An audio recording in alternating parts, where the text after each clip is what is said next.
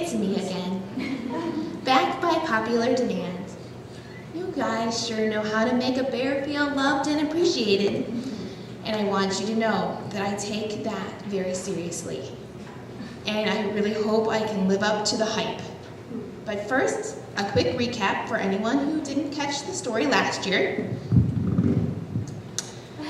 Basically, after outgrowing my first home, I tried to find work at various establishments before hitting rock bottom and finally finding a home here at the library. If you want this story in more detail, it can be found on the library's Flickr account. It has little captions and everything. But now on to what has happened since the last time we talked.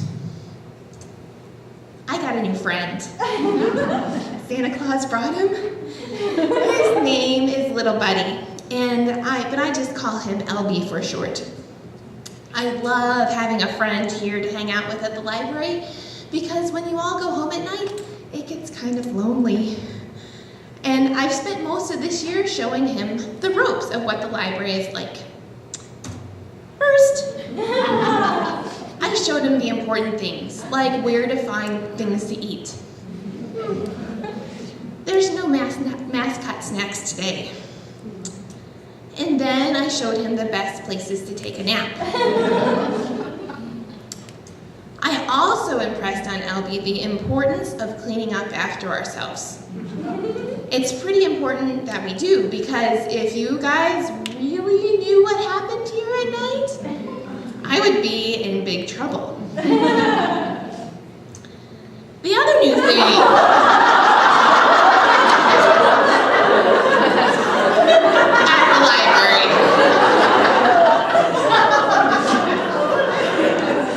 is the bear coaster. I don't know whose brilliant idea this was, but they need a raise. This is Albie and my favorite thing to do. But we'd like to talk to you about the landing.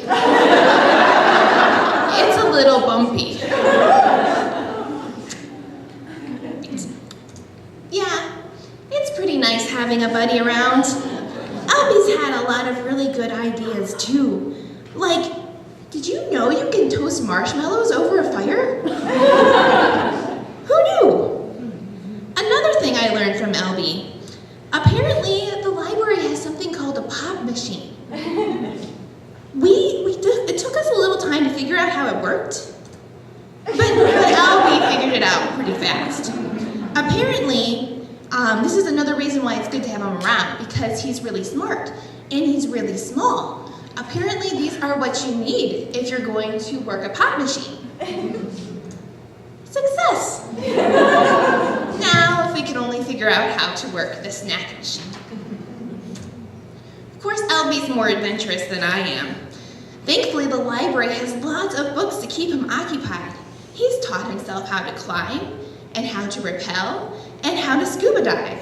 And he loves books about traveling. And speaking of traveling, he's been all over the place, thanks to friendly library staff, that is. You can see these are just a sample of some of the places that he's been in the last year, and LB told me to tell you that his wanderlust has not yet been cured. So, if anyone else is going anywhere and wants to take a small, compact bear with them, you can just, let Miss Ruth know. And this is really important because next year, the theme for summer reading is One World, Many Stories, and so LB needs to go lots of places before summer reading. So, LB's inspired me to be a little bit adventurous myself. I keep hearing about this place called Pete's Palace. So one day I decided to check it out. It wasn't much of a palace, but there was some interesting stuff in there. Did you know that the library has a pool table? And a big screen table? Big screen TV even? They're in Pete's Palace. I'll have to use that. And there was this door in the ceiling. And being a curious bear, I decided to check it out. Turns out there's a second floor of the library. This one has lots of space for sunbathing.